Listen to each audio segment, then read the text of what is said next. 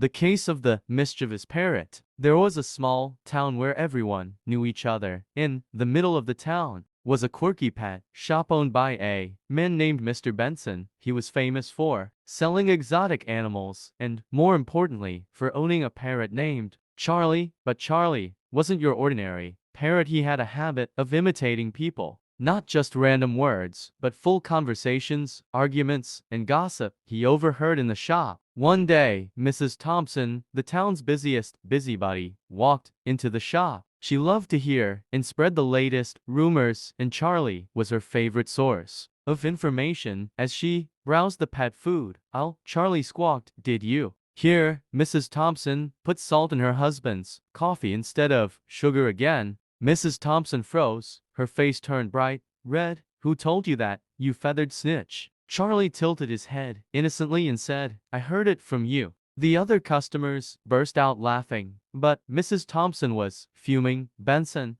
you need to teach this bird some manners!" Exclamation mark, double quotes. Mr. Benson smirked. "Charlie just says what he hears." Mrs. Thompson, "Perhaps you should be more careful with your words." As the weeks went on, Charlie's reputation as the town's gossip king grew. People started visiting the shop not to buy pets, but to hear what Charlie had to say. One afternoon, the town's mayor, Mr. Collins, walked in. He was a serious man, always worried about his reputation. As he strolled past Charlie, the parrot squawked. The mayor eats donuts in secret behind his office. Mr. Collins froze. "What nonsense is this?" Charlie continued. "Powdered sugar on his tie every Friday." The mayor quickly checked his tie, only to realize it did, indeed, have a faint white stain. His face turned pale, and the crowd burst into laughter. He left the shop in a huff, mumbling about how a parrot shouldn't know his schedule. Then came the day when Charlie almost caused a disaster. Mr. Benson had a shipment of snakes arrive for high shop, and he was busy setting up their tanks in the back room. He asked his assistant, Tim, to keep an eye on the front. While Tim was sweeping, Charlie began squawking loudly, "Snake, snake on the loose." Tim panicked, dropped his broom, and ran outside, screaming, "There's a snake loose in the shop."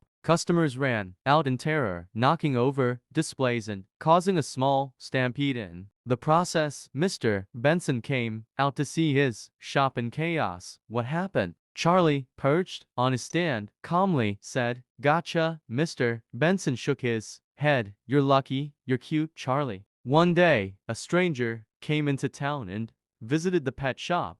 He was a traveling magician looking for a new addition to his act. As he browsed the shop, Charlie eyed him carefully. The magician asked, "Does this parrot do tricks?" Before Mr. Benson could answer, Charlie piped up, "Does he do tricks?" The magician, amused, said, "I'll take him!" Exclamation mark, double quotes. Mr. Benson hesitated. "Charlie isn't for sale. He's part of the family." But Charlie squawked, "I'll go anywheres better than this." Dunk. The entire shop erupted in laughter. Even the magician had tears in his eyes from laughing so hard. Over time, Charlie became a legend. The townsfolk loved him despite his troublemaking, and even Mrs. Thompson eventually forgave him, especially after he once squawked, "Mrs. Thompson's pies are the best in town." Whether he was spilling secrets, starting chaos, or just cracking jokes, Charlie was the